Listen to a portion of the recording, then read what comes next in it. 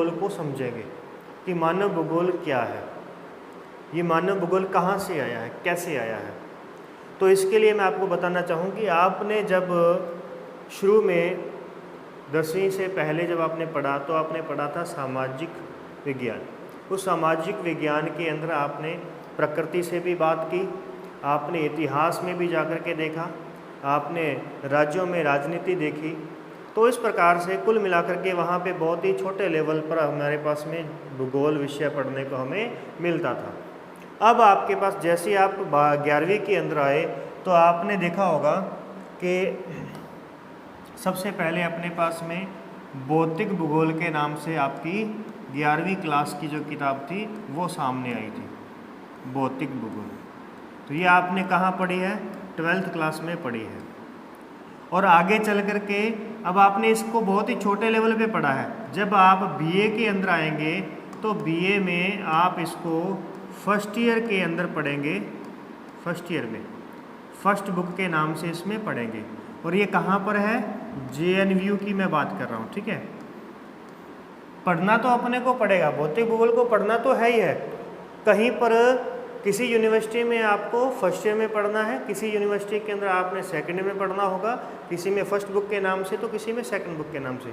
तो इस प्रकार से कहने का मतलब है कि आपने जो पढ़ा है पहले वो आपको आगे भी बड़े लेवल पर देखने को मिलेगा।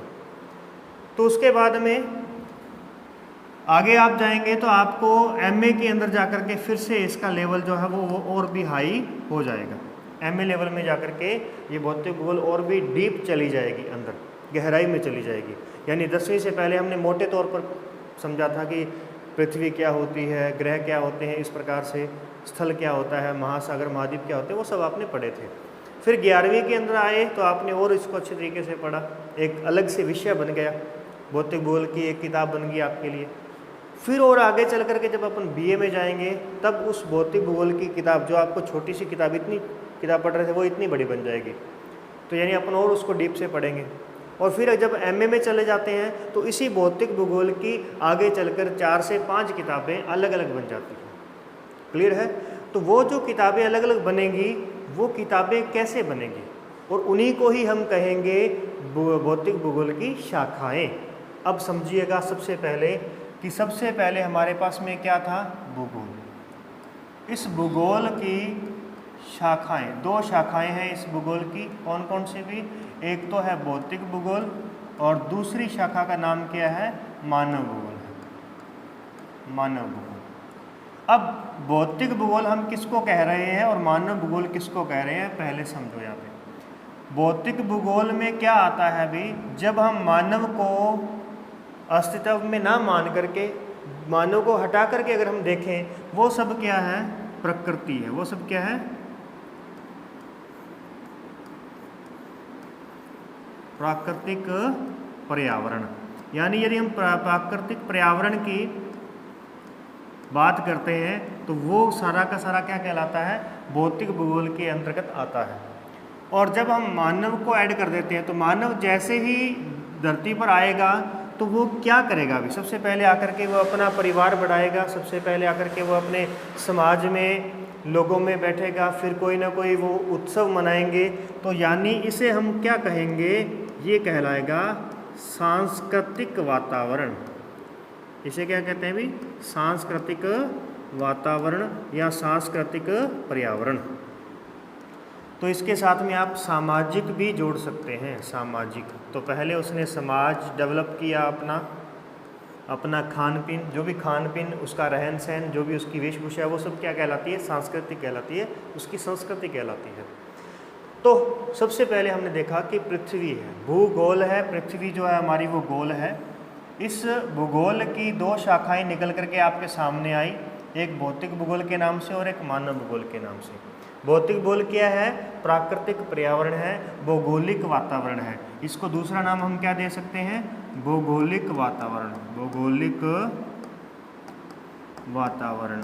आज की क्लास को थोड़ा अच्छी तरीके से समझ लीजिएगा ताकि वो आपको आगे चल कर के प्रत्येक बात जो है वो समझ में आ सके। तो भौगोलिक वातावरण बन गया। अब क्या क्या नाम हो सकते हैं वो आपने याद रखने हैं कि भौतिक भूगोल के क्या नाम हैं? प्राकृतिक पर्यावरण है, भौगोलिक पर्यावरण है, भौगोलिक वातावरण है। मानव के से संबंधित क्या नाम आएंगे? सांस्कृतिक वातावरण आएगा, सांस्कृतिक पर्यावरण आएगा, या सामाजिक पर्यावरण आ जाएगा। और या फिर आप यहाँ पे देखेंगे जिस प्रकार से वो प्राकृतिक देन होती है, वैसे ये क्या होता है? कृत्रिम वातावरण कहलाता है। क्लियर है? इस प्रकार से अब कृत्रिम वातावरण कौन बनाएगा? मानव बनाएगा। जबकि प्राकृतिक वातावरण किसने बनाया? प्रकृति ने बनाया है। तो यहाँ तक की बात हुई हमारे पास में। तो ये जो मानव भूगोल है, तो इसका हम बात करेंगे सबसे पहले कि इसका जनक कौन है, मानव भूगोल का इसको जन्मदाता कौन है, किसने इसको जन्म दिया। अच्छा, उससे पहले एक बात और समझ लीजिए कि जैसे हम यहाँ पे मैंने आपको 11वीं क्लास में आपको भौतिक भूगोल के बारे में बताया, ऐसे ही 12वीं में जो आप मानव भूगोल पढ़ रहे हो ना, मानव भूगोल जो आप पढ़ रहे हो, ये मानव भूगोल आपने 12th क्लास में जो आप पढ़ना शुरू किया है, ये आगे चल करके BA सेकेंड ईयर में आ जाएगा आपके पास में। BA सेकेंड ईयर के अंदर आ जाएगा, JNVU के अंदर, ठीक है, जय नारायण व्यास यूनिवर्सिटी जोधपुर के अंतर्गत। बाकी सभी यूनिवर्सिटियों में आता है, ठीक है ना। तो इस प्रकार से कहने का मतलब हमें ये पूरी ज्योग्राफी आगे काम आएगी। अभी आप ऑल राजस्थान, ऑल इंडिया कहीं से भी आप देख रहे हैं तो ये अपने को आगे काम आने वाला है, ठीक है। अब आगे देखिए, तो वापस आते हैं, बात करते हैं। सबसे पहले तो आप बताइए कि भूगोल का जनक किसे कहते हैं? भूगोल का जनक याद कीजिए, फटाफट अपने दिमाग में लेकर के आइए उस नाम को। तो मैं आपको बताना चाहूँ कि यूनान एक क्षेत्र था। अभी यूनान सबसे पुराना जो क्षेत्र माना जाता है वो है यूनान। सबसे ज़्यादा विद्वान जो माने जाते हैं कहाँ के हैं? वो यूनान के विद्वान हैं। यूनान की जो राजधानी है वो कौन सी है? ग्रीक है। अभी राजधानी कौन सी है इसकी? ग्रीक। और इसीलिए आप ज़्यादातर पढ़ते होंगे कि जो शब्द है, जैसे इकोनॉमिक होता है, उसका इकोनॉमिया जो शब्द आया है, जहाँ से वो इकोनॉमिक शब्द बन करके आया है, वो शब्द किसने दिया है? या फिर ये ज्योग्राफी शब्द किसने दिया है? ये कहाँ से पैदा हुआ है? तो ये पैदा हुआ है कहाँ से? भी ग्रीक भाषा से। तो हर एक शब्द आपको किस भाषा का मिलेगा? ग्रीक भाषा का मिलेगा। भले वो ज्योग्राफी है, भले वो हिस्ट्री है, भले वो पॉलिटिकल है। क्लियर है? इस प्रकार से तो यूनान के रहने वाले जो विद्वान हैं, उनमें कुछ विद्वानों के नाम हैं, वो ध्यान रखिएगा। एक का नाम आता है हमारे पास में हेरोडोटस। हेरोडोटस जो है, और इनके ही साथ में पढ़ने वाला जो है वो है हिकेटियस। ये दोनों सहपाठी हैं, एक ही समय के हैं, मतलब एक ही टाइम के हैं, दोनों एक ही क्लास के। समझ के चलो आप कि एक क्लास में दो लड़के हैं, बैठे हैं। अब एक लड़के की रुचि जो है वो इतिहास को पढ़ने में है, और दूसरे की रुचि जो है वो भौगोलिक वातावरण को, प्रकृति को पढ़ने की रुचि है। तो इस प्रकार से हेरोडोटस जो हैं वो किताब लिखेंगे हिस्टोरिका। इनकी किताब कौन सी आएगी? भी हिस्टोरिका किताब आएगी। और जबकि हिकेटियस की जो किताब है वो कौन सी आ जाएगी? वो आएगी हमारे पास में जस पीरियडस किताब आएगी। तो अब ये बन गया हिस्ट्री का, इतिहास का जनक भी। इतिहास का जनक किसे कहा जाता है? ये नोट कर लीजिएगा। इतिहास का जनक किसे कहते हैं? हेरोडोटस को कहते हैं। तो फिर भूगोल का जनक किसे कहते हैं? तो भूगोल का जनक कौन कहलाता है? हिकेटियस कहलाता है। क्लियर? यहाँ तक की बात भी अब क्लियर हो चुकी है। आगे इसके बाद में और यूनानी भूगोल और भी हुए हैं यूनान के विद्वान, जिसमें कौन आता है? प्लूटो आता है। भी कौन आता है? प्लूटो का शिष्य कौन था? अरस्तु। अरस्तु का शिष्य कौन था? सिकंदर महान, जिसकी बात करते हैं। तो ये प्लूटो किसका बन गया? भी ये राजनीति विज्ञान का जनक कहलाता है। अरस्तु किसका विषय बन गया? ये साइकोलॉजी का विषय बन गया, मनोविज्ञान। जब भी आप टीचर बनने के लिए जाओगे तो तब आपको एक अलग से एक विषय पढ़ना पड़ेगा, जिसका नाम होगा साइकोलॉजी, यानी मनोविज्ञान। तो उसे आपने पढ़ना होगा। तो वो जो उसका जनक जो है वो आपने याद रखना है, कौन है? अरस्तु है। और सिकंदर ये कहाँ चला गया? ये युद्ध वगैरह में चला गया, इस प्रकार से। ठीक है, ये समझ के चलिएगा। ये 4 आपने विद्वानों के नाम याद रखने हैं और 4 सब्जेक्ट के जनक यहाँ पे आपके सामने आ जाते हैं। चलिए आगे बढ़ते हैं। तो आपने यहाँ तक देखा कि भूगोल का जनक, आपको पता चल गया कि भूगोल का जनक कौन है, हिकेटियस है। भी हिकेटियस।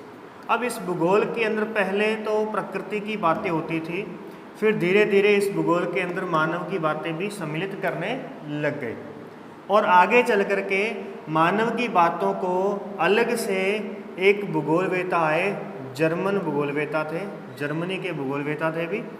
वो भूगोलवेता का नाम था फ्रेडरिक रेटजल।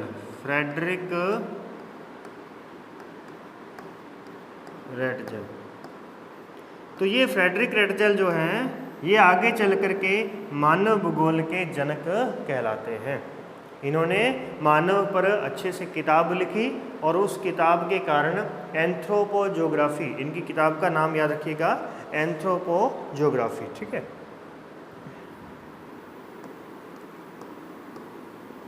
एंथ्रोपोजोग्राफी,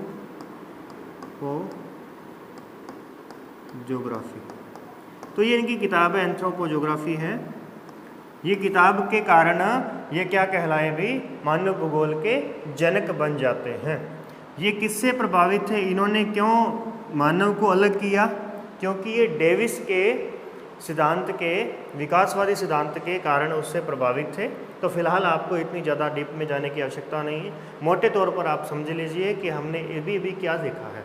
अभी हमने ये देख लिया कि भूगोल का जनक हिकेटियस है और उस भूगोल के से मानव को अलग करने वाला जो है वो फ्रेडरिक रेटजल है। और इस प्रकार से 2 शाखाएं बन जाती हैं। जैसे मानव भूगोल अलग हो जाता है तो भूगोल की 2 शाखाएं अलग बन जाती हैं, भौतिक भूगोल और एक मानव भूगोल बन जाता है। अब आप मुझे खुद बताइए कि अगर मैं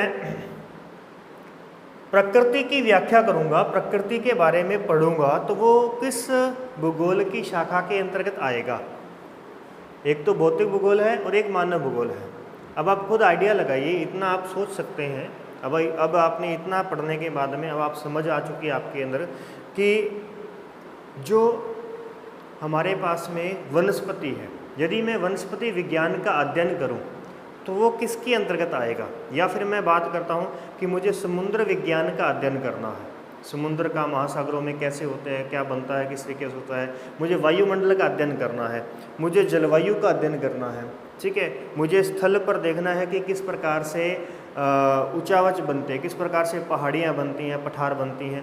तो मैंने जो जितनी बातें कही हैं, क्या इनमें कहीं भी मानव का कोई रोल आता है, कहीं पर भी मानव का कोई नाम आया, नहीं आया। तो इसका मतलब आप यहाँ से समझ जाइए कि प्रकृति से रिलेटेड जो भी मैं बात करूँगा वो सब किस भूगोल की शाखा में आएगा, भौतिक भूगोल की शाखा कहलाएगी। एग्जाम्पल के तौर पर आप याद रखिएगा कि जलवायु विज्ञान किस की एक शाखा है। तो ऑप्शन में आपके पास में है मानव भूगोल की या भौतिक भूगोल की। तो ये किसकी शाखा है, भौतिक भूगोल की शाखा है। ऐसे ही समुद्र विज्ञान होता है, समुद्र विज्ञान, तो ये भी किसकी शाखा कहलाएगी, भौतिक भूगोल की शाखा कहलाएगी। अब यदि मैं यहीं पर ही ऐड कर दूं कि मानव को भी ले आए, तो मैं यहाँ पे आपको कह रहा हूँ कि जनसंख्या भूगोल किसके अंतर्गत आएगा, जनसंख्या भूगोल। मुझे जनसंख्या के बारे में जो है पढ़ना है तो वो मैं पढ़ूंगा जनसंख्या भूगोल में। तो वो जनसंख्या भूगोल किससे रिलेटेड है। अब जनसंख्या, जन यानी कि मानव, तो मानव से रिलेटेड है, इसीलिए जनसंख्या किसके अंतर्गत आएगी, मानव भूगोल के अंतर्गत आएगी जनसंख्या। ऐसे यदि मैं बात कर दूं यहाँ पे कि खनिज और खनन, खनिज और एक हो गया भी खनन। अब आपने ये बताना है कि ये किससे संबंधित है। तो खनिज तो क्या होते हैं, प्राकृतिक होते हैं। तो खनिज के बारे में अगर मैं अध्ययन करूंगा तो वो तो बन जाएगा किसका भी, भौतिक भूगोल का एक हिस्सा। और खनन कार्य, खनन का मतलब खनिजों को बाहर निकालना, वो किसके द्वारा किया जाता है, मानव के द्वारा किया जाता है। इसीलिए खनन किसके अंतर्गत आ जाएगा, मानव भूगोल के अंतर्गत आ जाएगा। इतनी बात क्लियर हुई। ऐसे ही यदि मैं वनस्पति की बात करूंगा तो वो भौतिक भूगोल का हिस्सा बन जाएगी। लेकिन अगर मैं बात करूँगा कृषि की, तो कृषि में भी क्या होता है, कृषि में भी तो वनस्पति होती है। हम बड़े बड़े पेड़ों, सेब के बाग लगाते हैं, ठीक है, संतरे के बाग लगाते हैं, तो इस प्रकार से बड़े बड़े वो भी तो पेड़ हैं। तो फिर उनका जो अध्ययन है वो कहाँ जा रहा है, मानव भूगोल में। जबकि वनस्पति की डायरेक्ट हम बात करें, वनस्पति विज्ञान की बात करें, तो वो जा रहा है कहाँ पे, भौतिक भूगोल में। तो उसमें भी पेड़ पौधे हैं और इसमें भी पेड़ पौधे हैं। तो डिफरेंस क्या हुआ, डिफरेंस हुआ कि वो नेचुरल है। नेचुरल मतलब वो प्रकृति की देन है, जो प्रकृति की देन है, प्रकृति द्वारा जिस प्रकार की उसकी बनावट है कि किस जगह पर संतरे होंगे, किस जगह पर सेब होंगे और किस जगह पर आम होंगे, ये जो अगर अध्ययन कहलाएगा तो वो जाएगा भौतिक भूगोल के अंतर्गत। और अगर मैं सिर्फ बात करूँगा कि सेब कहाँ पर होते हैं और उसका उत्पादन सबसे अधिक कहाँ पर है, उसका निर्यात कहाँ पे होता है, उसका प्रयोग कहाँ पे होता है, तो वो सब किस में आ जाएगा, कृषि के अंतर्गत आ जाएगा। तो कृषि भूगोल जुड़ गई मानव से और वनस्पति जुड़ गई भौतिक से। क्लियर है, इतनी बात होगी। तो आपने बातों ही बातों में देखो कितना कुछ सीख लिया है कि आपने जो भूगोल की शाखाएं हैं, भौतिक भूगोल और मानव भूगोल, उसकी आपने आगे शाखाओं को देख लिया है कि भौतिक भूगोल में कौन सी शाखाएं आएंगी और मानव भूगोल में कौन सी आएंगी। बाकी मैं आपके सामने आगे लेकर के आऊँगा, वहाँ से अपन देख पाएंगे। चलिए अब अपन यहाँ पर आ जाते हैं। जिस प्रकार से अभी हमने देख करके आए हैं कि पृथ्वी के दो घटक हैं, एक तो हमारे पास में प्राकृतिक पर्यावरण है और एक हमारे पास में सांस्कृतिक पर्यावरण है। तो देख लिया हमने यहाँ पे कि प्राकृतिक पर्यावरण को ही हम क्या कहते हैं, भौतिक भूगोल कहते हैं, और सांस्कृतिक पर्यावरण को हम क्या कहते हैं, मानव भूगोल कहते हैं। तो चलिए मानव भूगोल की परिभाषा के बारे में देखते हैं, इसकी क्या परिभाषा रहने वाली है। परिभाषा, अब आप इसकी परिभाषा मुझे खुद अपने तरफ से बनाने का प्रयास करेंगे, बताएंगे आप मुझे अपनी तरफ से बना करके। आप परिभाषा कैसे जनरेट कर सकते हो, खुद अपनी तरफ से जनरेट कर सकते हो। कैसे, देखो, प्राकृतिक पर्यावरण, प्राकृतिक पर्यावरण देख पा रहे हैं क्या, इसमें कुछ समस्या आ रही है इस कलर को देखने में, तो अपन कोई नहीं, ब्लैक से ही चलते हैं, ठीक है। प्राकृतिक पर्यावरण एवं सांस्कृतिक पर्यावरण, पर्यावरण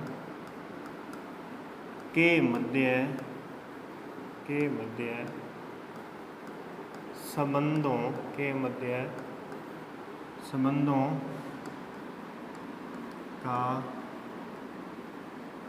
अध्ययन क्या कहलाता है अभी, मानव भूगोल कहलाता है, मानव भूगोल कहलाता है। तो आपके सामने ये डेफिनेशन आ चुकी है। तो ये डेफिनेशन किसने बनाई है, ठीक, किसी विद्वान की नहीं है, ये आपकी खुद की है। कैसे बनाई है आपने, सबसे पहले आपने देखा कि भूगोल की दो प्रकार का भूगोल है, भौतिक भूगोल और मानव भूगोल। तो भौतिक भूगोल है प्राकृतिक पर्यावरण और मानव भूगोल है सांस्कृतिक पर्यावरण। तो भौतिक भूगोल में आपने किसके बारे में अध्ययन किया था, प्राकृतिक पर्यावरण के बारे में अध्ययन किया था। तो मानव भूगोल में आप किसके बारे में अध्ययन करने वाले हैं, सांस्कृतिक भूगोल के बारे में अध्ययन करने वाले हैं। तो फिर आप कहोगे कि सर अगर हम सांस्कृतिक भूगोल को पढ़ रहे हैं, सांस्कृतिक पर्यावरण को पढ़ रहे हैं, तो आप सीधा यहाँ पे इसकी परिभाषा ये बनाओ कि सांस्कृतिक पर्यावरण का अध्ययन करना ही मानव भूगोल है। परंतु ये परिभाषा ऐसी नहीं है। क्यों? क्योंकि जो भी मानव है वो कहाँ पर रह कर के काम करेगा, प्राकृतिक पर्यावरण के अंदर रह कर के ही काम करेगा। यदि हमें अपना सांस्कृतिक वातावरण डेवलप करना है, हमें अपना परिवार बढ़ाना है, परिवार में खुशहाली रखनी है, तो हमें क्या करना होगा, हमें सबसे पहले तो अपने आप को जो मूलभूत आवश्यकताएं होती हैं मानव की, पहले वो पूरी करनी होंगी। तो मूलभूत आवश्यकता कौन सी होती है, रोटी, कपड़ा, मकान। आप पढ़ते आए हैं कि भी हमारी सबसे ज़रूरत जो ज़रूरत है, हमारी सबसे ज़्यादा ज़रूरत है, वो क्या है? वो है हमारे पास में रोटी, कपड़ा और मकान। अब ये हमें चाहिए, तो हमें रोटी चाहिए, यानी पेट भरना है, तो हम किसके पास जाएंगे पेट भरने के लिए? तो हमें कोई ना कोई मतलब कि पैदावार करनी हो, यानी गेहूं उत्पादन करना होगा। गेहूं उत्पादन कहाँ से करेंगे? मिट्टी से करेंगे। तो मिट्टी किस में आती है? भौतिक भूगोल में। ऐसे ही अगर आप चलो पेड़, प्रकृति ने आपको पहले से ही फल फ्रूट दे दिए हैं, तो हम वो फल फ्रूट खाने के लिए जाएंगे, तो वो फल फ्रूट कहाँ से लेंगे? तोड़ेंगे कहाँ से? प्रकृति से लेंगे।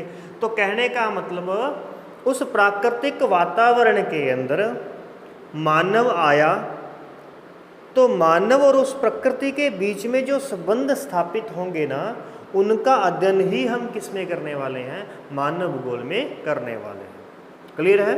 अब आपके पास में इसी कारण से हम क्यों लिखते हैं यहाँ पे, हम सीधा क्यों नहीं लिखते कि प्राकृतिक पर्यावरण का अध्ययन मानव भूगोल है? क्यों? क्योंकि संस्कृति, तो संस्कृति हम ऐसे डेवलप नहीं कर सकते ना, हमें कहीं ना कहीं पर तो बैठना पड़ेगा। तो जहाँ पर भी हम बैठेंगे वो स्थल है, और स्थल मंडल किसका हिस्सा है? प्रकृति का हिस्सा है। तो इसी कारण से हम यहाँ पे क्या लिखते हैं इसकी डेफिनेशन के अंतर्गत, कि प्राकृतिक पर्यावरण और सांस्कृतिक पर्यावरण के मध्य संबंधों का अध्ययन क्या कहलाता है? मानव भूगोल कहलाता है। अब ये प्राकृतिक पर्यावरण कौन है? पृथ्वी, ये प्राकृतिक पर्यावरण है। और सांस्कृतिक पर्यावरण कौन है? मानव। तो पृथ्वी और मानव के मध्य संबंधों का अध्ययन क्या कहलाता है? मानव भूगोल कहलाता है। आई बात समझ में? इस प्रकार से अब ये पृथ्वी कैसी है? अस्थिर है, मतलब अपनी जगह पर रुकी हुई नहीं रहती, ये चलती रहती है। तो हम कह सकते हैं कि अस्थिर पृथ्वी। और मानव कैसा है? मानव भी कुछ ना कुछ करता रहता है, कुछ ना कुछ क्रिया करता है। आप भी अभी बैठे बैठे अपने दोस्त को कभी कोनी मार दी, तो कभी कुछ कर दिया, कभी उसको कान मरोड़ दिया, तो इस प्रकार से आप कुछ ना कुछ करते रहते हैं। तो मानव कैसा है? मानव क्रियाशील है। मानव कैसा है? क्रियाशील है। तो यहाँ पर आपकी डेफिनेशन बन जाएगी कि अस्थिर पृथ्वी और क्रियाशील मानव के मध्य संबंधों का अध्ययन मानव भूगोल कहलाता है। क्लियर? अब अपन इसको अच्छे तरीके से देख लेते हैं। तो सबसे पहले तो एक बात ध्यान रखिएगा, प्रत्येक पदार्थ एक जीवित जीव है। हर एक पदार्थ को उन्होंने एक जीवित जीव के रूप में माना है। इसको हम आगे चल करके समझेंगे किस प्रकार से। और जर्मन भूगोलवेता राज्य अथवा देश को एक जीवित जीव मानते थे। क्लियर? ये फ्रेडरिक रेटजल की बात हो रही है कि फ्रेडरिक रेटजल ही क्या करते थे? राज्य और देश को एक जीवित जीव की संज्ञा दी थी इन्होंने। कैसे दी थी, किस कारण से दी थी, आगे देखते हैं। फिलहाल एक बार देखिए परिभाषा, देखिए फ्रेडरिक रेटजल की क्या परिभाषा है मानव भूगोल को लेकर के। क्या कहता है? मानव भूगोल मानव समझो, मानव की जो समझ है, मानव समझो और धरातल के बीच, मानव की समझ और धरातल के बीच जो अंतर संबंध होगा उसी को ही क्या करेंगे? बीच संबंधों का संश्लेषित अध्ययन है। मानव भूगोल क्या है? मानव की समझ और धरातल के बीच। अब धरातल का मतलब क्या होगा? प्राकृतिक पर्यावरण।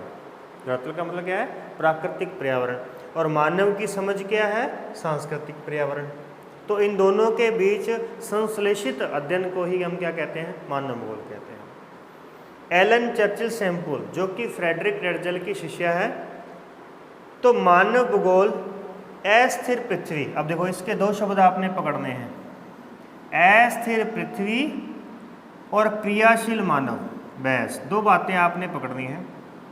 इन दो बातों से आपने इस परिभाषा को तैयार कर देनी है कि मानव भूगोल क्या है। मानव भूगोल अस्थिर पृथ्वी और क्रियाशील मानव के मध्य संबंधों का अध्ययन है।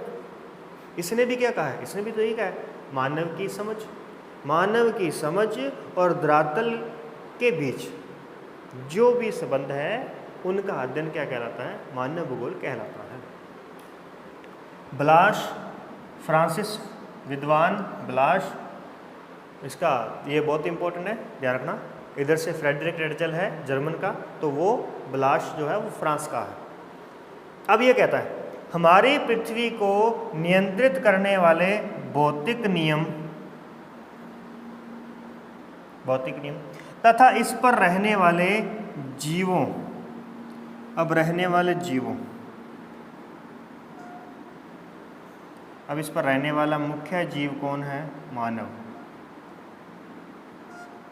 और यहाँ पर तो आपके सामने भौतिक आ ही चुका है के मध्य संबंधों का अधिक संश्लेषित ज्ञान से उत्पन्न संकल्पना ही मानव भूगोल है। बात सबकी एक जैसी चल रही है, सभी एक ही बात कह रहे हैं, लेकिन अपनी बात रखने के लिए उसको थोड़ा बहुत तोड़ मरोड़ करके बता रहे हैं। हालांकि इन सभी तीनों विद्वानों की जो परिभाषा है उससे एक ही निचोड़ निकलता है। क्या निचोड़ निकलता है?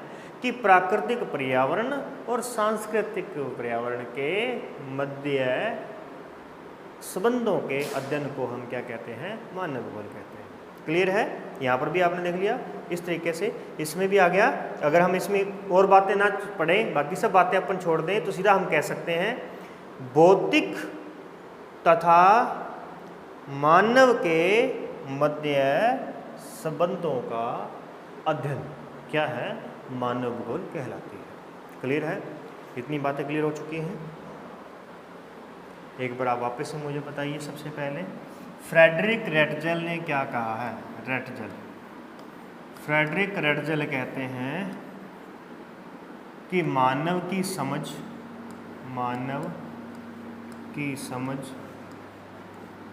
और धरातल के मध्य संश्लेषित अध्ययन को क्या कहते हैं? मानव भूगोल कहते हैं। सैंपल क्या कहते हैं? ये कहते हैं कि अस्थिर पृथ्वी और क्रियाशील मानव के मध्य संबंध। ब्लाश क्या कहते हैं? ब्लाश कहते हैं कि भौतिक नियम एवं जीवों के मध्य संबंध। अब ये कुल मिलाकर के अगर आप बात करो, धरातल क्या है? पृथ्वी। ऐसे पृथ्वी क्या है? भौतिक पर्यावरण है। भौतिक पर्यावरण क्या है? प्राकृतिक वातावरण है। प्राकृतिक वातावरण और सांस्कृतिक वातावरण के मध्य संबंधों का अध्ययन क्या कहलाता है? मानव भूगोल कहलाता है। दैट्स क्लियर हो गया। इस प्रकार से ये सब बातें क्या होगी? ये सब बातें एक ही है। इसको भले धरातल कहो, भले अस्थिर पृथ्वी कहो, क्योंकि पृथ्वी स्थिर नहीं है, अस्थिर है। इसको भले आप भौतिक नियम कहो, क्योंकि ये प्रकृति के नियम है, तो वो उनको हम क्या कौन से नियम कहेंगे? भौतिक नियम कहेंगे। प्रकृति के नियम है तो वो प्राकृतिक वातावरण कहलाएगा। क्लियर? इस प्रकार से हो गया। आगे चलते हैं, नेक्स्ट देखते हैं मानव भूगोल की प्रकृति कैसी है। मतलब इसमें हम किस किस का अध्ययन करने वाले हैं, किस प्रकार से हम इसको पढ़ेंगे और इसकी प्रकृति मतलब इसका एरिया कैसा है। ठीक है, ये किस किस को कवर करेगी। तो मानव भूगोल भौतिक पर्यावरण तथा मानव जनित सामाजिक और सांस्कृतिक पर्यावरण के अंतर संबंधों का अध्ययन उनके परस्पर अन्योन्य क्रिया के द्वारा करता है। मानव भूगोल अध्ययन तो करता है, किसका अध्ययन करता है? भौतिक पर्यावरण और सांस्कृतिक पर्यावरण के मध्य संबंधों का अध्ययन करता है, लेकिन कौन सी क्रिया के द्वारा करता है? उनके बीच में जो करता है वो अन्योन्य क्रिया के द्वारा जो भी संबंध पैदा होते हैं उसका वो अध्ययन करता है। अब इसका एग्जाम्पल एक समझ लीजिए। ये एग्जाम्पल अपने सामने आने ही वाला है आगे, कि मानव को अगर कुछ खाना है तो उसे प्रकृति से ही लेना पड़ेगा, प्रकृति से मांगना पड़ेगा। ठीक है, तो इस प्रकार से ये हमारे पास में वो क्रिया होगी, दोनों के बीच में कोई ना कोई क्रिया होगी, उसे हम कहेंगे अन्योन्य क्रिया। तो इसीलिए आगे या चल करके ये दो बातें हमारे सामने आएंगी, एक निश्चयवाद और एक आएगा हमारे पास में संभववाद। निश्चयवाद को दूसरी भाषा में क्या कह सकते हैं? मानव का प्राकृतिकरण, मानव प्रकृति पर डिपेंड है। और दूसरी बात कहता है प्रकृति का मानवीकरण। दूसरे वाले क्या कहते हैं कि प्रकृति मानव पर डिपेंड है। अब देखिए, अब इन दोनों को ही हमें समझना है बीच में, और जैसे ही हम दोनों को समझ जाएंगे तो आपको हमारे इस मानव भूगोल की प्रकृति के बारे में पता चल जाएगा। तो देखिए जरा, ये जो निश्चयवाद की जो अवधारणा आई थी, ये कहाँ से आई थी? जर्मन भूगोलवेताओं के द्वारा आई थी। यानी फ्रेडरिक रेटजेल जो हैं वो निश्चयवाद के जनक कहलाते हैं। ऐसे ही संभववाद कहाँ के हैं? फ्रांसिस भूगोलवेता है। फ्रांसिस भूगोलवेता जो हैं, फ्रांस के जो विद्वान हैं, वो संभववाद के जनक हैं। तो उसमें कौन है? ब्लाश। जो ब्लाश है यह संभववाद का जनक है, और जो रेटजेल है फ्रेडरिक रेटजेल, तो ये क्या है अभी? ये निश्चयवाद का जनक कहलाता है। अब ये है क्या? अभी निश्चयवाद किसे कहते हैं, संभववाद किसे कहते हैं? देखो, निश्चयवाद क्या कहता है? निश्चयवाद पुरानी सोच लेकर के चलता है। पुरानी सोच का मतलब जो आज से हजारों साल पहले जो आदि मानव होता था, वो आदि मानव क्या करता था? वो प्रकृति से, जब उसको भूख लगती थी तो वो प्रकृति पेड़ पौधों के बीच में जाकर खड़ा हो जाता था और कहता था कि हे प्रकृति, मुझे कुछ खाने को दो। ठीक है, तो इस प्रकार से, यानी अगर वो पका हुआ आम भी देखता है ना प्रकृति पर, पेड़ पर लगा हुआ, तो भी उस पर वो पत्थर नहीं मारेगा, उसे प्यार से हाथ से तोड़ेगा। तो इसका मतलब ये हुआ कि वो उस समय प्रकृति को पूजता था। पहले के आपने देखा होगा, वेदों के अंदर भी आपने बात देखी होगी कि इतिहास में पढ़ा होगा कि आपने कि पहले पीपल की पूजा, गाय की पूजा, ठीक है, इस प्रकार सूर्य देवता की पूजा। तो हर एक जो पदार्थ था, हर एक जो वस्तु थी जिसके बारे में मानव को ज्ञान नहीं था, उसकी वो पूजा करता था। नदी की पूजा करता था। ठीक है, तो इस प्रकार से अग्नि देवता, वायु देवता, इस प्रकार से हमने देखा होगा कि प्रत्येक देवता की वो पूजा करता था। क्यों करता था? क्योंकि वह प्रकृति से डरता था कि प्रकृति कभी भी कुछ भी कर सकती है। तो जैसे ही प्राकृतिक आपदाएं आती थी तो उसको पता चलता था कि अभी हमने कोई ना कोई नुकसान किया है, कोई ना कोई नुकसान किया है प्रकृति का, हमने प्रकृति का दिल दुखाया है, इसीलिए बाढ़ आ गई, या इसीलिए चक्रवात आ गई, इसीलिए आंधी तूफान आए और सभी पेड़ नष्ट हो गए। तो ये क्या मानता था कि प्रकृति हमसे नाराज हो चुकी है। तो ये सब अवधारणाएं सोचने वाले सभी क्या कहलाते हैं? निश्चयवादी कहलाते हैं, जो कहते हैं कि प्रकृति ही सब कुछ है, मानव कुछ नहीं है। और फिर बात आती है दूसरे वालों की, और वो है संभववादी विचारधारा। संभववादी क्या कहते हैं? संभववादी कहते हैं कि अय मानव, ये प्रकृति कुछ भी नहीं है। आप जब चाहो प्रकृति से फल फ्रूट तोड़ करके लाओ, जब चाहो आप प्रकृति से पेड़ पौधे काट करके लाओ और उससे आप आग जलाओ। ठीक है, आग जलाओ, रहो कैसे भी, आप कैसे भी अपने बैलगाड़ियाँ बनाओ। ठीक है, कैसे भी आप यातायात की सुविधा प्राप्त कर सकते हो इनसे, कैसे भी आप नदी के ऊपर से पुल बना सकते हो। तो हम जैसा चाहें प्रकृति से वैसा काम करवा सकते हैं। ये अवधारणा क्या कहलाती है? संभववाद कहलाती है। और इस अवधारणा का जन्म कहाँ पे हुआ था? फ्रांस के अंदर हुआ था। तो आपने दो अवधारणाएं देखी हैं। एक अवधारणा तो कहती है कि प्रकृति ही सब कुछ है, मानव कुछ नहीं है। और दूसरी अवधारणा कहती है कि मानव ही सब कुछ है, प्रकृति कुछ नहीं है। प्रकृति बस अपने को सलाह दे सकती है कि आप ये काम ऐसे करो, लेकिन मानव जैसा चाहे वैसा कर सकता है। तो अब आपको पता है कि अगर निश्चयवादी जो है, अगर हम निश्चयवादी को फॉलो करते रहें कि प्रकृति ही सब कुछ है, तो हम कभी आगे बढ़ ही नहीं पाएंगे। हम मतलब प्रकृति से हर बार पेड़ से आशा करेंगे कि ये पेड़ सूख जाए तो हम लकड़ी काटें। ये जब तक ये पेड़ जीवित है हम पेड़ को मार नहीं सकते। तो उनको भावना ऐसे लगती थी, हम जब तक कोई फल कच्चा है तो हम उसे तोड़ नहीं सकते, इससे प्रकृति नाराज हो जाएगी। तो फिर इस तरीके से तो अपनी जो विकास की जो गति है वो निरंतर क्या है, वो धीमी रहेगी। यानी पुराने टाइम में क्या थी, विकास की गति बहुत ही धीमी थी, लोग चल करके जाते थे, पैदल जाते थे। ठीक है, फिर संभववाद आया तो उसमें क्या हुआ उन्होंने प्रकृति को बहुत ज़्यादा नुकसान पहुंचाया, उल्टा नुकसान कर दिया प्रकृति का, और उनकी वजह से आज हम जो चीज़ें देख रहे हैं, ये इतने बड़े जो डिजास्टर आ रहे हैं, जो आपदाएं आ रही हैं, ये संभववादी के कारण हुई। तो ना तो निश्चयवाद अब सही रहेगा और ना ही संभववाद सही रहेगा। क्यों निश्चयवाद क्यों सही नहीं? क्योंकि वो प्रकृति की आज्ञा के बिना कुछ करेगा नहीं, तो आगे बढ़ेगा नहीं।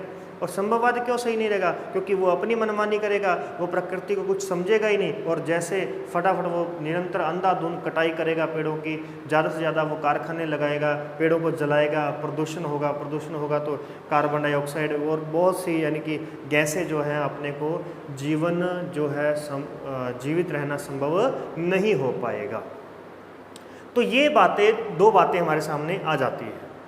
तो इसीलिए तीसरी बात की हमें चर्चा करने की आवश्यकता पड़ती है।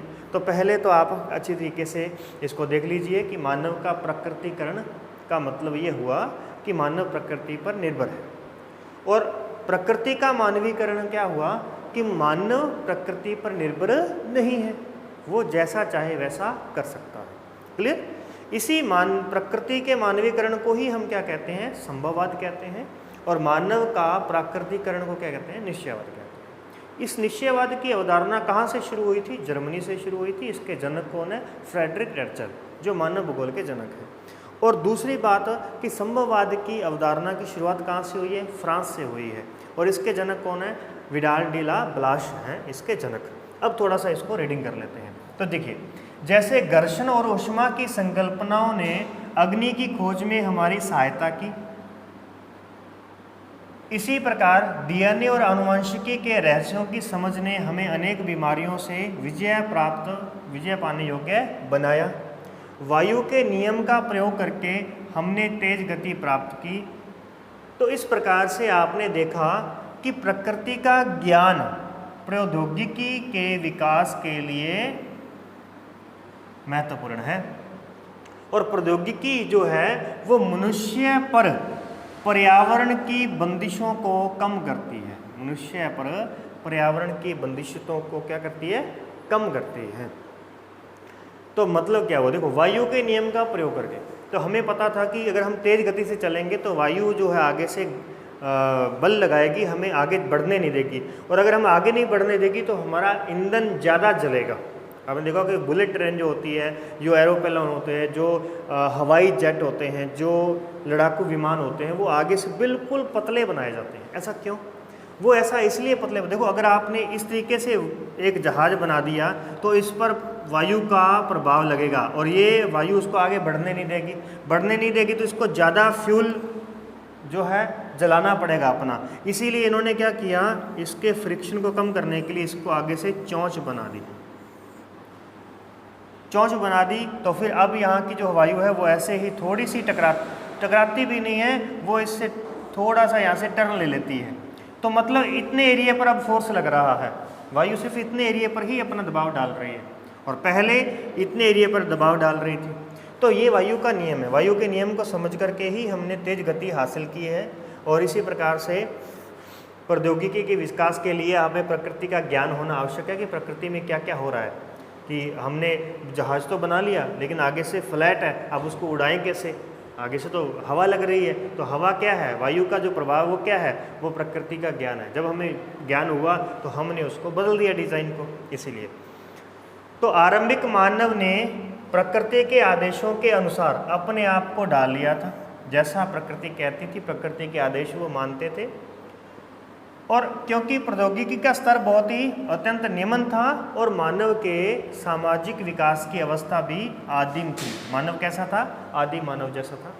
तो आदिम मानव समाज जो है और प्रकृति की प्रबल शक्तियों के बीच एक इस प्रकार के अन्योन्य क्रिया को, इस प्रकार के संबंध को क्या नाम दिया गया? पर्यावरण निश्चयवाद दिया गया। यानी पहले का जो मानव है वो प्रकृति की पूजा करता था, प्रकृति के आदेशों की पालना करता था और उसे मानता था। तो इसीलिए उसे हम पर्यावरणीय निश्चयवाद या निश्चयवाद कहते हैं, या वातावरण निश्चयवाद कहते हैं। तो एक ही शब्द है, ये सब ध्यान रखना, ठीक है ना? ओके, अब देख लीजिए प्रकृति का मानवीकरण। तो मैंने वैसे तो आपको एग्जाम्पल दे करके पहले ही समझा दिया है, तो अब आपको ज़्यादा इसमें घबराने की जरूरत नहीं है। ये आपकी जो किताब के अंदर है वो वैसा का वैसा मैंने यहाँ पे इसको थोड़ा सा हल्की भाषा के अंदर इसको सेट किया है। तो आप यहाँ से भी नोट्स बना सकते हैं और अपनी किताब से भी नोट्स बना सकते हैं। तो इस समय का मानव प्रकृति की पूजा करता था और प्रकृति से भयभीत होकर के उसकी सुनता और उसकी मानता था। ठीक है, ये लाइन किस में आ गई? ऊपर वाले में ही आ गई। ठीक है, समय के साथ लोग अपने पर्यावरण और प्राकृतिक बलों को समझने लगे। समय के साथ क्या समझने लगे? पर्यावरण और प्राकृतिक बलों को समझने लगे और उनका प्रयोग करने लगे। ठीक है, अब हवा, तेज हवा चल रही है तो हमने क्या किया, पानी वाले जहाज़ पहले होते थे जो, उसमें पर्दा लगा होता था, बड़ा बड़ा पर्दा लगा देते थे। तो वो पर्दा लगा दिया हमने, और जैसे ही हमें पता चला कि हवा इधर से चल रही है तो हमने पर्दे को घुमाया और हवा ने उस पर धक्का, प्रेशर दिया तो वो जहाज़ चलने लगा। तो ये हमने प्राकृतिक बलों का प्रयोग करके किया। ऐसा संभव कैसे हुआ? जब हमने प्रकृति के बलों को समझा तो इसीलिए जैसे जैसे मानव समझता गया, जैसे जैसे उसने देखा कि एक पत्थर को दूसरे पत्थर से रगड़ने पर चिंगारी पैदा होती है और उस चिंगारी से आग लगती है, तो इस तरीके से आग का जो आविष्कार हुआ तो वो भी कैसे हुआ? प्राकृतिक बलों का प्रयोग करके ही तो हुआ है ना। अपने सामाजिक और सांस्कृतिक विकास के साथ मानव बेहतर और अधिक सक्षम प्रौद्योगिकी का विकास करते हैं।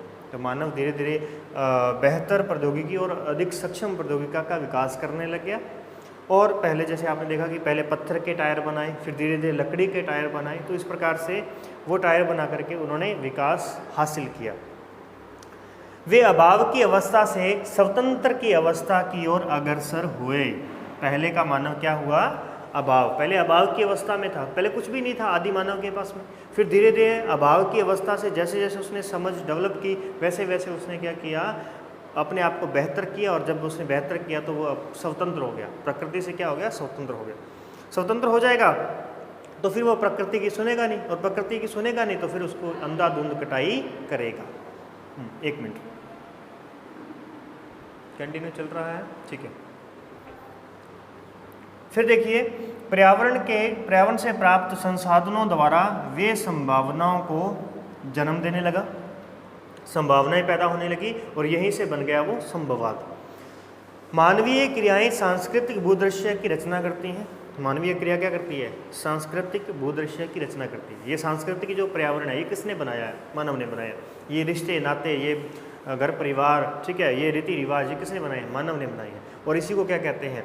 सांस्कृतिक भूदृश्य कहते हैं। सांस्कृतिक भूदृश्य या सांस्कृतिक वातावरण या सांस्कृतिक पर्यावरण एक ही बात है। मानवीय क्रियाओं की छाप चारों तरफ हमें दिखने लग गई। जैसे जैसे मानव स्वतंत्र होता गया वैसे वैसे मानव की छाप हर तरफ दिखने लगी। पानी में देखो तो वहाँ मानव के जहाज, और अगर अपने पहाड़ों पर देखो तो पहाड़ों पर उसके घर बनाए उसने पहाड़ों पर अपने। तो इस प्रकार से कहने का मतलब कि मानव हर तरफ दिखने लग गया। पेड़ पौधे काटे, मैदानों में उसने क्या किया? खेती करना शुरू की, कृषि करनी शुरू की। तो इस प्रकार से हो जाएगा। मानवीय क्रियाओं की छाप हमें हर तरफ दिखने लग गई। उच्च भूमियों में स्वास्थ्य विश्राम स्थल बनाए। जो ऊंची भूमियाँ होती हैं, जैसे जैसे ऊंचाई बढ़ती है टेम्परेचर कम होता है, इसीलिए ऊंची भूमियों पर स्वास्थ्य के लिए विश्राम स्थल, योग के लिए योग स्थल बनाए। ठीक है। विशाल नगरीय प्रसार, खेत बनाए, यानी कृषि करना शुरू कर दिया। फलों के उद्यान लगा दिए। मैदानों में तरंगित पहाड़ियों में चारागाहें बनाई, पशुओं के लिए अब चारागाह बनाने लग गया। तटों पर पतन बनाए, तट जो होते हैं वहाँ पर बंदरगाह बनाए। और महासागरीय तल पर समुद्री मार्ग बनाए। महासागरीय तल पर क्या बना दिए? समुद्री मार्ग बना दिए। चारों तरफ आप देखोगे तो मानव का कुछ ना कुछ किया धरा आपको मिल ही जाएगा। आप कहीं से भी गुजरोगे, आप सड़क पर जा रहे हैं, पूरा वीरान मरुस्थल है, तो भी आपको वहाँ मानव का कुछ ना कुछ मिल जाएगा। क्या मिलेगा? वो सड़क मिलेगी जिसमें से आप जा रहे हो, वो गाड़ी, वो वहाँ किसकी बनाई हुई है? मानव की बनाई हुई है। तो इस प्रकार से अंतरिक्ष में जाओगे तो अंतरिक्ष में भी आपको उपग्रह, सैटेलाइट जो हैं वो भी मानव द्वारा बने हुए मिल जाएंगे। तो इस प्रकार से विद्वानों ने इसे क्या नाम दिया? संभववाद का नाम दिया। तो दोनों ही कंडीशन जो है, अगर दोनों ही कंडीशन की अति हो जाए तो वो दोनों ही हानिकारक है। ना तो मानव प्रकृति के अधीन रह सकता है बंद करके, और ना ही वो प्रकृति को अपने अधीन रख सकता है। तो मतलब दोनों के बीच में हमें सामंजस्य बनाना पड़ेगा।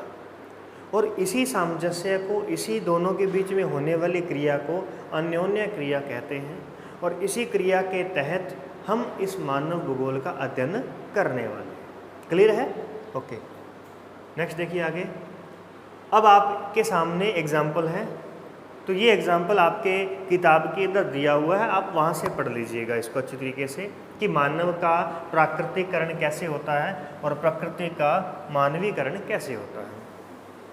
और मैंने आपको एग्जाम्पल, लगभग मैंने बहुत से एग्जाम्पल आपको दे दिए हैं कि पहले का मानव प्रकृति की पूजा करता था, उसे डरता था, प्रकृति उसको आश्रय देती थी, प्रकृति उसको निवास स्थान देती थी, घर देती थी प्रकृति, ठीक है, और उसको खाने पीने के लिए देती थी। तो मानव को कोई चिंता नहीं थी, बस उसकी पूजा करता और जब उसको भूख लगती वो प्रकृति से प्राप्त करके खा लेता।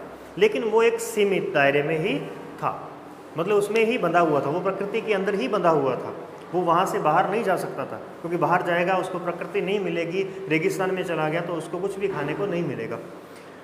तो दूसरी तरफ अगर हम बात करें तो इसी को हम क्या कह देते हैं, मानव का प्राकृतिकरण। और दूसरी तरफ आज का मानव है, आप देख रहे हैं कि भाई कड़कड़ाती ठंड है तो हम क्या हीटर चालू कर देते हैं, कड़कड़ाती धूप है तो हम क्या है पंखा चालू कर लेते हैं। तो अपन क्या है प्रकृति को अपने तरीके से ढाल रहे हैं। आसपास की प्रकृति पूरी गर्म है तो हम एसी के अंदर आकर के बैठ गए, तो क्या हमें पता चलेगा कि बाहर की प्रकृति कैसी है? नहीं पता चलेगा। तो इसका मतलब क्या हुआ, हमने अपने आसपास की प्रकृति को बदल दिया। तो बदल दिया तो ये क्या कहलाएगा, संभववाद। इसी को ही हम क्या कहेंगे, प्रकृति का मानवीकरण कहेंगे। आई बात समझे, ये चीज़ है। तो इस प्रकार से ये दोनों का मानवीकरण और प्राकृतिकरण हो गया। अब देखिए नई अवधारणा कौन सी आती है, नई अवधारणा क्या आती है सामने। नई अवधारणा का मतलब है नवनिश्चयवाद। क्या आएगा, नवनिश्चयवाद। ये कहाँ का था अभी, ग्रिफिथ टेलर है, ग्रिफिथ टेलर। ये खुद तो ऑस्ट्रेलिया का है, खुद कहाँ का है अभी, ऑस्ट्रेलिया का रहने वाला था, ऑस्ट्रेलिया, लेकिन ये अमेरिका चला गया था। तो हम यूँ माने कि नवनिश्चयवादी जो विद्वान है वो सब, यानी अमेरिका के जो विद्वान हैं वो नवनिश्चयवाद को फॉलो करते हैं। वो किसको समर्थन देते हैं, नवनिश्चयवाद को। निश्चयवाद का समर्थन कौन करते हैं, जर्मन भूगोलवेत्ता करते हैं। संभववाद का समर्थन कौन करते हैं, फ्रांसीसी भूगोलवेत्ता करते हैं। और अमेरिकन भूगोलवेत्ता किसका समर्थन करते हैं, नवनिश्चयवाद का। बस एक बात अलग है, नोट एलन चर्चिल सैम्पल, ये कहाँ से है, सैम्पल, ये अमेरिका से है, अमेरिका से। परंतु रेडजल के शिष्य होने के कारण ये किसको मानते हैं, निश्चयवाद है, ये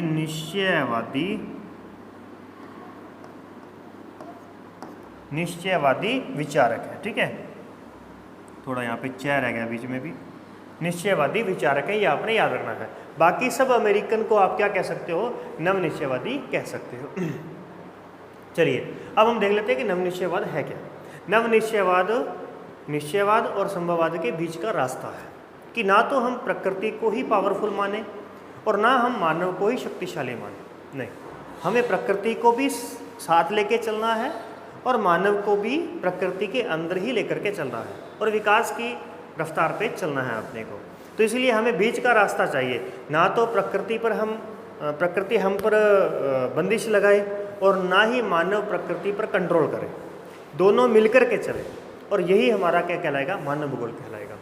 तो कैसे कर सकते हैं, प्रकृति अवसर प्रदान करती है और मानव उनका उपयोग करता है तथा धीरे धीरे प्रकृति का मानवीकरण हो जाता है।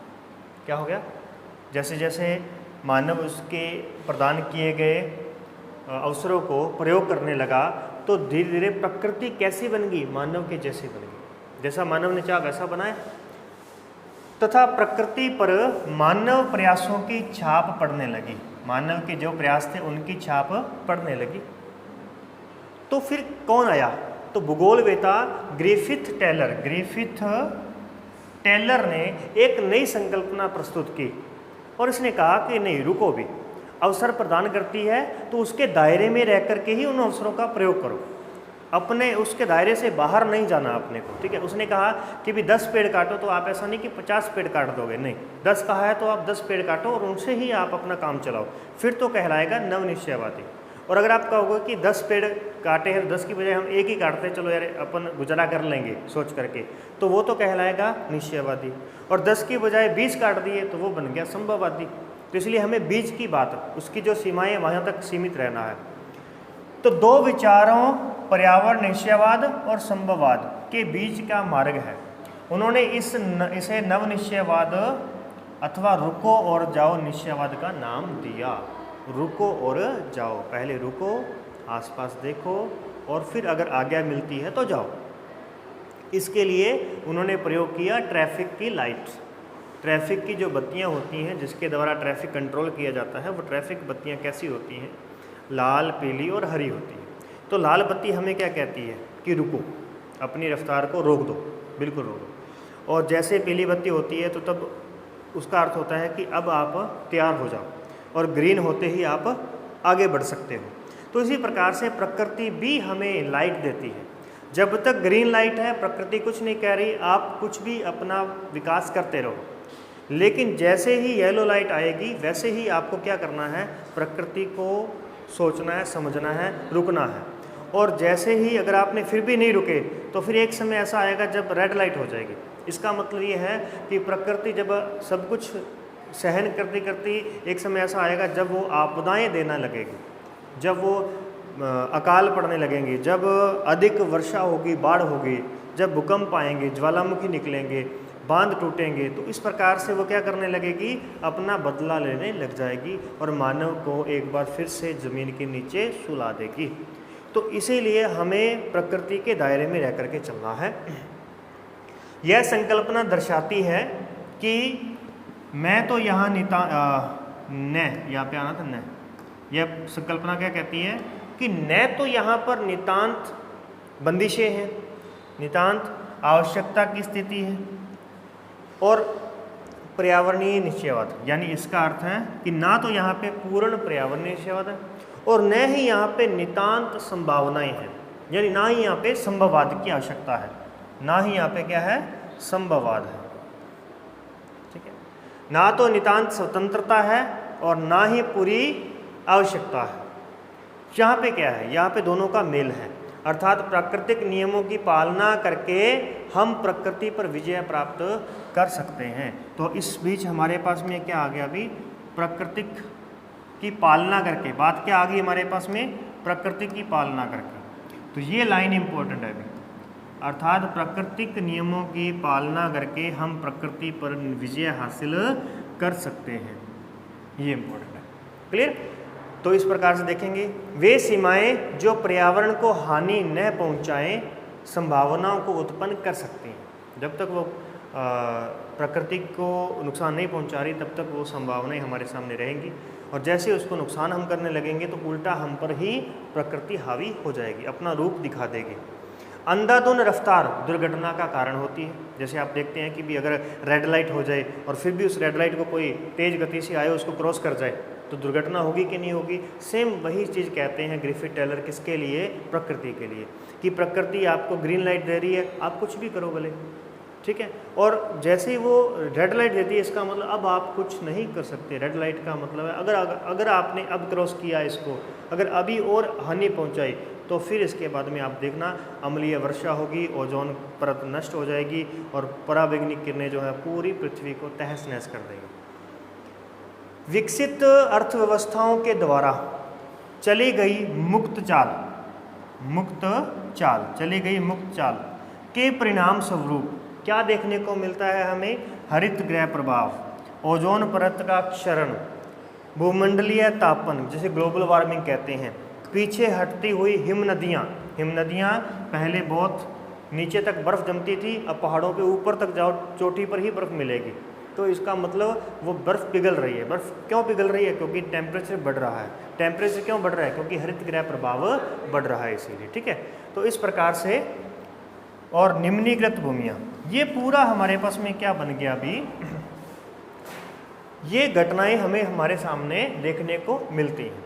इसीलिए ग्रिफिथ टेलर का क्या कहना है, उसका कहना है कि हमें प्रकृति के नियमों का पालन करते हुए प्रकृति में जीवित रहना है।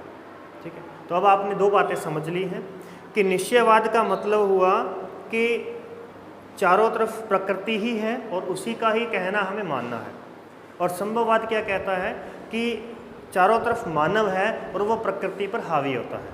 तो दोनों ही जो घटनाएं हैं, दोनों ही स्थितियां जो हैं वो नुकसान वाली हैं, इसीलिए उन दोनों के बीच का जो रास्ता है उसे कहते हैं नवनिश्चयवाद, और वो कहलाता है रुको और जाओ निश्चयवाद के नाम से, जिसकी देन इसको किसने दिया था? ग्रिफिथ टेलर ने से दिया था।